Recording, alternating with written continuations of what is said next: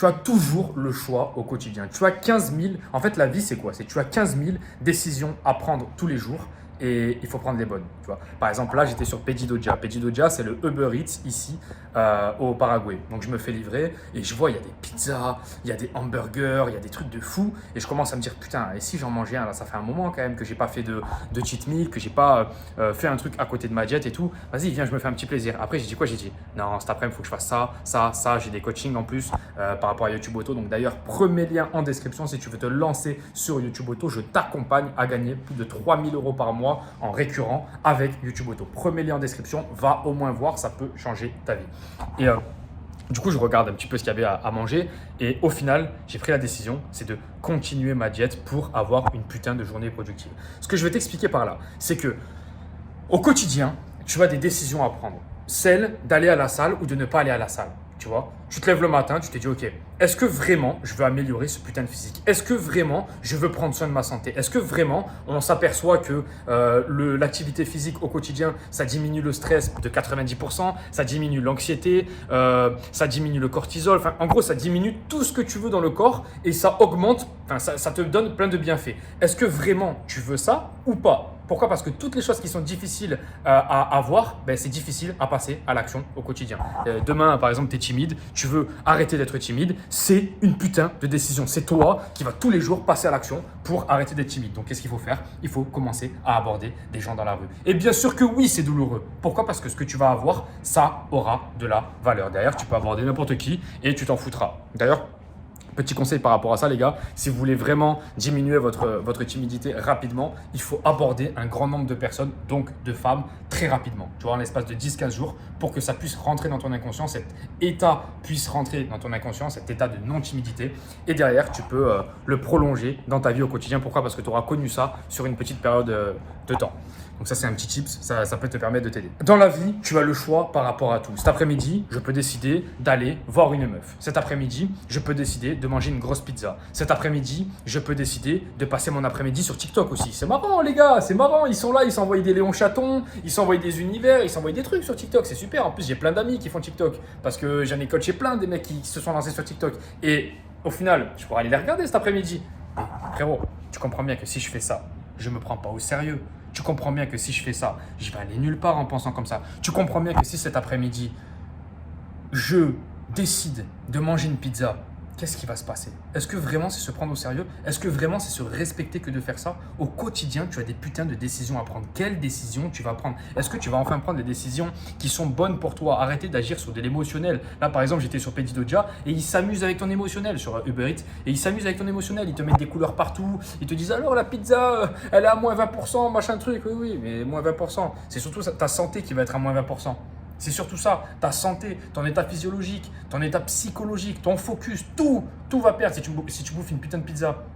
Et en fait, je me suis posé cette question-là, je me suis dit, est-ce qu'un plaisir de 20 minutes, de 30 minutes te permettra d'être autant heureux que, admettons, que je mange un petit truc avec une bonne viande, un peu des fruits, ce que j'ai pris là non, pas du tout. Pourquoi? Parce que cet après-midi, je vais faire une putain de journée productive et je suis super content. Je suis super content, j'ai déjà l'image en tête et je me dis, ok, comment je peux faire pour passer la meilleure journée possible? Et bien surtout pas me niquer en faisant une diète de merde. Surtout pas ça les gars, ne mangez pas de la merde. Et c'est un peu pareil pour tous les domaines. Arrêtez de vous inventer des vies. Est-ce que vous voulez vraiment un résultat ou est-ce que vous voulez vite fait un résultat? Est-ce que vraiment vous voulez réussir ou est-ce que vraiment vous êtes en mode ouais j'aimerais bien réussir, c'est sûr, ouais ça serait bien pour ma mère, ouais vite fait. C'est ce que je te dis souvent. Est-ce que tu prends les bonnes décisions pour toi ou est-ce que finalement tu fais genre que tu prends les bonnes décisions? Arrête de te mentir, arrête de t'inventer des vies. Au quotidien, tu as des putains de décisions à prendre. Est-ce que tu prends les bonnes? Non, dis la vérité. 99% de toutes tes décisions, elles sont éclatées au sol. Et c'est pour ça que tu n'avances pas. Un jour, il y a un mec qui rejoint YouTube Auto et il me dit ouais mais moi je suis en école d'ingénieur, je fais ça. Je lui dis ouais mais attends, on peut tous s'inventer des vies. Moi, il y a 6 mois, je vais vous raconter une histoire.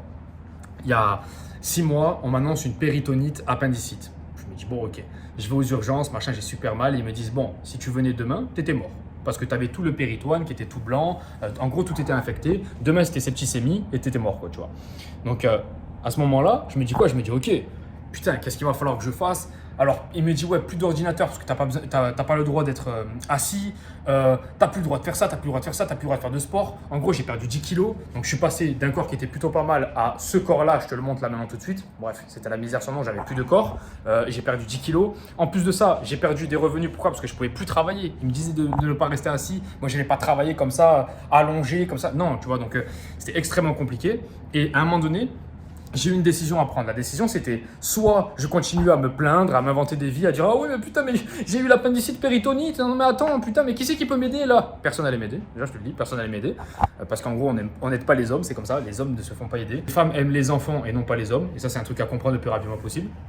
Et ce que je voulais t'expliquer par là, c'est que soit je réagissais fortement et donc je faisais le plan que j'ai fait, c'est-à-dire expatriation, vraiment me reprendre en main physiquement et venir tout casser, tu vois, comme je l'avais fait auparavant, juste avant ces petits problèmes-là que j'avais eu de santé. Ou alors, je pouvais m'inventer des vies et dire, de toute façon, gros, ça m'était arrivé. J'étais en mode, oh putain, mais c'était compliqué. Oh, vraiment, la situation, mais j'ai vraiment pas de chance, t'imagines, putain, à 25 ans, j'ai eu des problèmes de santé comme ça. Oui, et alors? Et alors? Et alors, qu'est-ce que tu fais? Une fois qu'on a dit ça, qu'est-ce que tu fais? Ok, la chance n'est pas de ton côté, qu'est-ce que tu fais?